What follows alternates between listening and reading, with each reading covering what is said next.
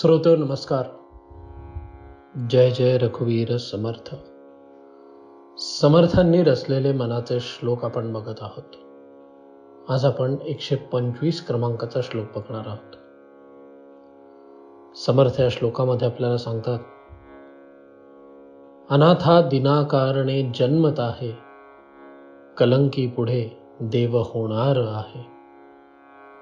जयावर्णिता क्षीणली वेदवाणी, नुपेक्षी कदा देव भक्ताभिमानी. सत्य, त्रेता, द्वापर आणि कली या क्रमाने 4 युगांचे चक्र या विश्वातील सजीवांच्या समाजात फिरत असते.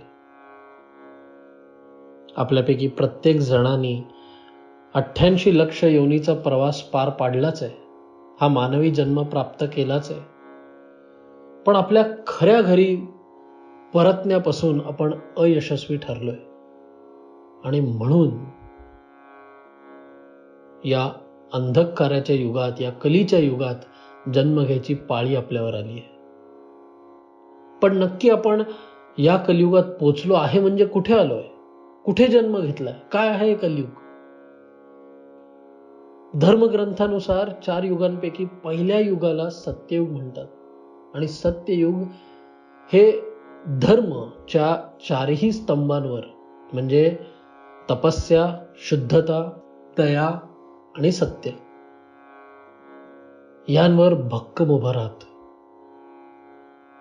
पण काळाचा रथ जसा पुढे जातो तशी अधोगती आणि फायनली कलियुग. हा त्या सायकलचा शेवटचा टप्पा. आणि कलियुगाच्या प्रारंभी त्यातील 3 स्तंभ तर नष्टच होतात आणि फक्त सत्य उरतं. कलियुगात सत्याचाही ऱ्हास होतच राहतो.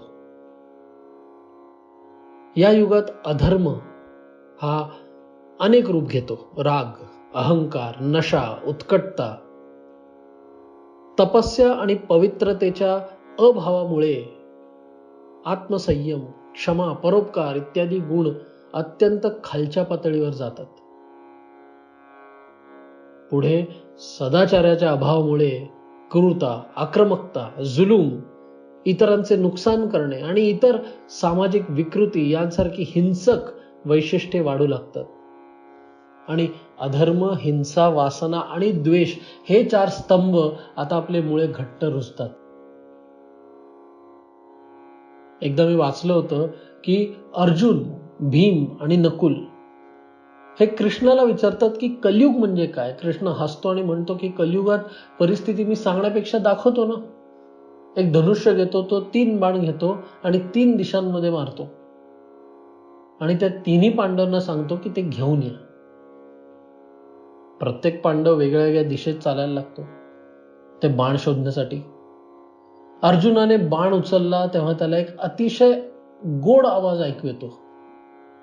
तो मागे वळून बघतो आणि एक कोकिळ मंत्रमुग्ध आवाजात गात होती, पण जिवंत ससाचे मांसही खात होती.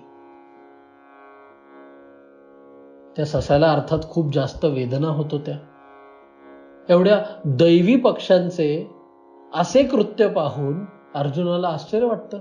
तो तत्काळ तिथून निघून येतो. भीम पण जातो. आपल्या दिशेने चालत चालत तिकडून बाण उचलतो. तिकडे त्याला 5 विहिरी दिसतात. म्हणजे एकाच विहिरीभोवती 4 विहिरी दिसतात. त्या 4ही विहिरीत अतिशय गोड पाणी असतं आणि ते पाणी भरून जातं, म्हणजे अगदी ओव्हरफ्लो होत असतं. पण आश्चर्याची गोष्ट अशी असते की त्या 4ही विहिरींना त्यांच्या मध्ये जी विहीर आहे ती पूर्णपणे रिकामी असते. हे दृश्य बघून तो पण अचंबित झाला. बाण उचलून नकुल जागेवर परतत होता. तो एका ठिकाणी थांबला जिथे एक गाय जन्म देणार होती. जन्म दिल्यानंतर गायीने वासराला चाटायला सुरुवात केली. पण वासरू शुद्ध झाल्यानंतरही ती चाटत राहिली. मोठ्या कष्टाने लोकांना त्यांना वेगळं करण्यात यश आलं आणि तोपर्यंत ते जे वासरू होतं ते बरंच जखमी झालं.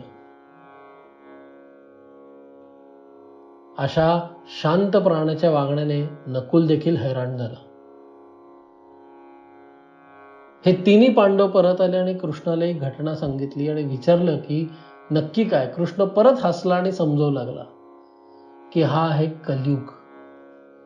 कलियुगात पुजाऱ्यांचा आवाज खूप गोड असेल आणि त्यांना खूप ज्ञान असेल, पण ते भक्तांचे शोषण करतील, जसे कोकिळनी त्या सशाबरोबर केलं. कलियुगात गरीब श्रीमंतामध्ये राहील, त्या श्रीमंतांकडे प्रचंड संपत्ती असेल जी प्रत्यक्षात ओसंडून वाहील, पण ते गरिबांना एक पैसाही देऊ शकणार नाही, कारण चारही विहिरींमध्ये रिकाम्या विहिरीसाठी द्यायला एक पाण्याचा थेंबही नव्हता. कलियुगात आई वडील आपल्या मुलांवर इतकं प्रेम करतील की त्यांचं प्रेम प्रत्यक्षात त्यांना बिघडवेल. त्यांचं जीवन नष्ट या आसक्तीमुळे, या प्रेमामुळे होईल. हे आहे कलियुग. श्रोतेहो, श्रीमद भागवतम मध्ये कलियुगाची लक्षणे एवढी सुंदरपणे दिली आहेत. 3-4 तर मला नक्कीच आठवतात. काय कलियुगाची लक्षणे? एखाद्या व्यक्तीची आध्यात्मिक स्थिती केवळ बाह्य चिन्हानुसार निश्चित केली जाईल, आहे की नाही? जो बोलण्यात खूप हुशार आहे तो विद्वान समजला जाईल. ढोंगीपणा हा सद्गुण म्हणून स्वीकारला जाईल.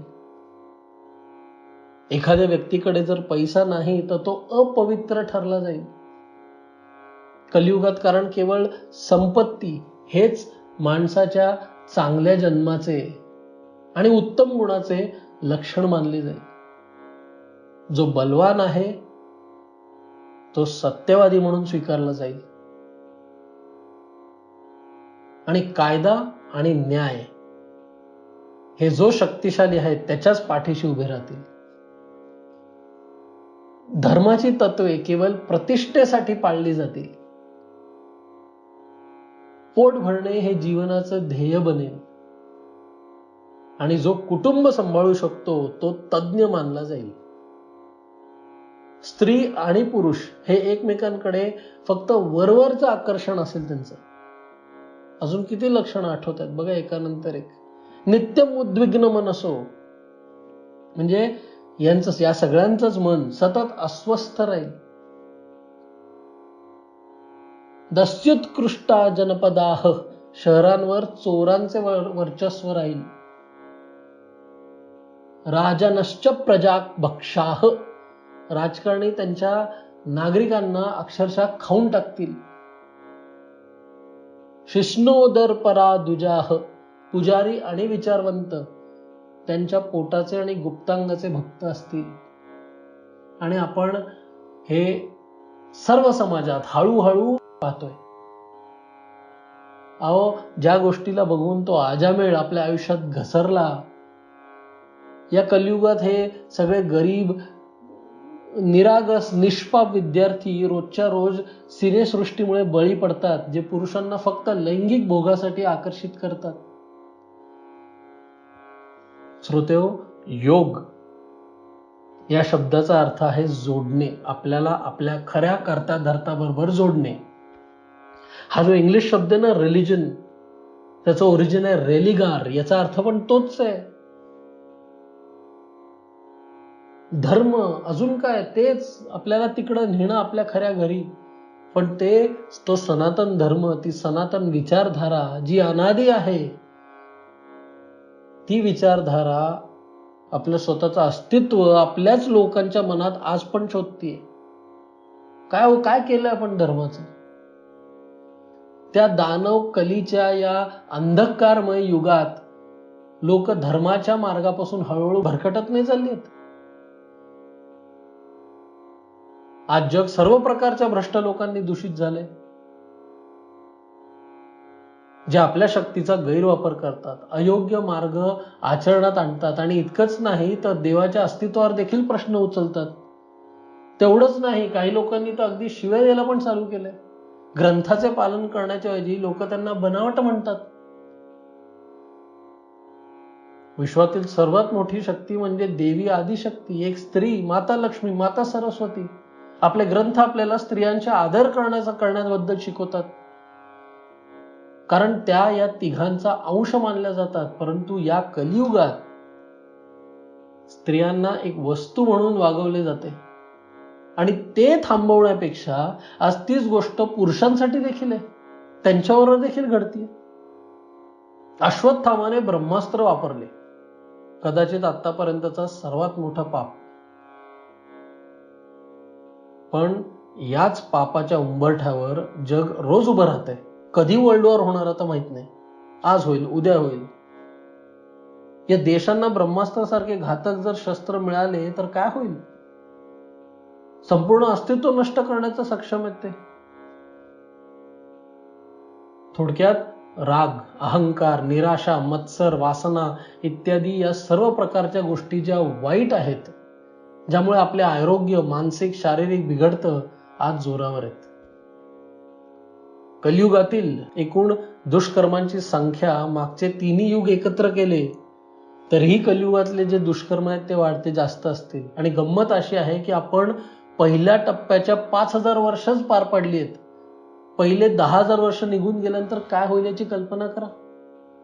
आणि हाच कलियुग जेव्हा जवळजवळ संपेल, म्हणजे तेव्हा तुम्ही विचार करा काय केलं असेल माणसाने, जनावरच होऊन गेलं असेल. तेव्हा परमपुरुष भगवंत अवतार घेतील आणि हे जे राजाच्या द्वेषांमध्ये डाकू फिरतायत यांना मारत पृथ्वीवर तो अख्खा फिरेल. आणि त्यानंतर पुढील सत्ययुगाची चिन्हे दिसू लागतील. अजून थोडं सांगायला गेलं तर तेव्हा चंद्र, सूर्य, बृहस्पती हे 3 ग्रह पुष्य नक्षत्रात एकत्र असतील आणि तेव्हा सत्ययुग सुरू होईल. थोडक्यात बघायला गेलं तर picture is not very encouraging. धर्म, सत्यता, स्वच्छता, शुद्धता, सहिष्णुता, दया, आयुष्याची काळाविधी, शारीरिक सामर्थ्य आणि स्मरणशक्ती या सर्व गोष्टी कलीच्या युगाच्या शक्तिशाली प्रभावामुळे दिवसेंदिवस कमी होत जातील. श्रोतेहो, सत्ययुगात देवता आणि असुर यांच्यात झालेलं युद्ध यांची आपण नोंद केली आहे. त्रेतयुगात राजांची लढाई होती.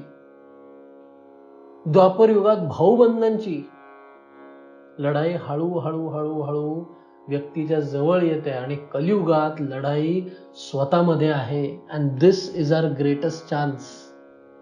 जर कलियुगामध्ये काही चांगली गोष्ट आहे, it's a very difficult time, पण जर काही चांगली गोष्ट आहे तर एकच, की काय? एकदा एक संभाषण असतं, छोटी कथा, भगवान विष्णू आणि नारद यांच्यामध्ये. नारदांना हे जाणून घ्यायचं होतं की भगवान विष्णूचा सर्वात मोठा भक्त कोण आहे. आणि त्यासाठी तो थेट भगवान विष्णूंकडे गेला आणि त्याला त्या महान भक्ताबद्दल विचारले. भगवान हसले आणि त्यानंतर पृथ्वीवरील एक सामान्य शिकारी दाखवले. सामान्य, ज्याचं एक कुटुंब आहे, तो कोणताही ध्यान मंत्रोच्चार काही करत नाही, सामान्यपणे जगतो. तो दिवसातनं फक्त 2दाच विष्णूचं नाव घेतो, एकदा सकाळी उठल्यावर आणि झोपताना. आणि त्याला हे बघून की हा सर्वात मोठा भक्त आहे, हे बघून नारद अस्वस्थ होतात. जो मनुष्य दिवसातनं 2दा फक्त आपल्या स्वामींचं नाव घेतो, तो आपल्या स्वामींच्या म्हणजे आपल्या स्वामींच्या विचारात मग्न असलेल्या आणि सतत त्यांचे नामस्मरण करणाऱ्या ऋषींपेक्षाही श्रेष्ठ भक्त कसा होऊ शकतो? भगवान विष्णू हसले आणि त्यांनी एक दुधाने भरलेलं भांड हे नारदच्या हातात दिले आणि त्याला सांगितलं की असं हे घेऊन थोडं अंतर चाल, दूध सांडलं नाही पाहिजे.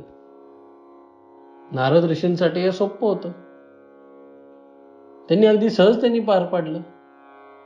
अंतर पूर्ण करताच नारदांना कारण देण्याची ही साधी परीक्षा का दिली हे जाणणं जास्त त्यांना क्युरियस होते ते. मग त्यांनी भगवान विष्णूंना हे असं विचारले की हे काय, म्हणजे अजून काही आहे का? ते वाट बघत होते की आता बोलतील भगवान विष्णू. आणि मग विष्णूंनी एक साधा प्रश्न विचारला. दुधाने अगदी भरलेलं जे भांड होतं ते घेऊन चालताना माझं किती वेळा स्मरण केलं? आणि उत्तर होतं 0 वेळा. ते भांड जे दुधाने भरलं होतं ते नीट नेण्यात ते एवढे एकाग्र, एवढे चिंतित झाले होते की आपल्या स्वामीला विसरले होते. नारद ऋषींना या परीक्षेची गरज, त्याचे महत्त्व, भगवान विष्णूने अनेक महान ऋषींवर त्या मानवाची निवड का केली हे कळलं. हे असे आहे की जेव्हा तुम्ही मोकळे असता आणि दुसरं काही करायचं नसतं तेव्हा किती वेळ देवाचे ध्यान करू शकता. पण जेव्हा तुम्ही इतर सगळ्या टेन्शन्समध्ये, बाकी सगळ्या स्ट्रेसमध्ये आहात, अख्खं जग जिंकायला सगळं झुंजत बसले आहात, तेव्हा नाम किती घेतात त्याला जास्त महत्व आहे. आणि कलियुगात माणसाचं दुःख सर्वात जास्त, माणसाचा स्ट्रेस सर्वात जास्त. त्यामुळे सत्ययुगातली 1000 वर्षांचा जप जरी केला तरी या कलियुगात दैनंदिन जीवनातील अडचणींमुळे 1 वर्षाचा तप देखील तेवढाच शक्तिशाली ठरतो. ही आहे थिअरी ऑफ रिलेटिव्हिटी. श्रोतेहो, कलियुग हा दोषांचा महासागर जरी असला तरी या युगात अजूनही एक चांगला गुण आहे. केवळ परब्रह्माच्या नावाचा जप केल्याने मनुष्य भौतिक बंधनातून मुक्त होऊ शकतो आणि दिव्य राज्यामध्ये उन्नत होऊ शकतो. कलेर दोष निधे राजनस्ति येको महान गुणः कीर्तनाद एव कृष्णस्य मुक्त संग परम व्रजे. आणि बरं का श्रोतेहो, आपण मगाशी जी कृष्णाची कथा पाहिली त्यामध्ये 3 नाही 4 पांडव होते. चौथा म्हणजे सहदेव. सहदेव जेव्हा डोंगराजवळ पडलेला बाण उचलायला गेला तेव्हा त्यांनी एक डोंगरावरून कोसळणारा मोठा दगड खाली येताना पाहिला, अतिशय प्रचंड वेगाने. तो दगड मोठमोठी झाडे खाली उतरताना चिरडत जात होता, पण तोच दगड एका छोट्याशा रोपाने थांबवला. हे दृश्य बघून सहदेवी थक्क झाला आणि त्यांनी जेव्हा कृष्णाला याचा अर्थ विचारला तेव्हा कृष्णाने सांगितलं की कलियुगात लोक चरित्राच्या दृष्टीने डोंगराच्या दगडाप्रमाणे पडतील आणि शेवटी त्यांना कोणीही थांबवणार नाही. फक्त भगवंताच्या नावानेच त्यांना संकटापासून वाचवता येईल, जशा या लहान रोपानी या मोठ्या दगडाला पडताना थांबवलं. हरिओम तत्सत.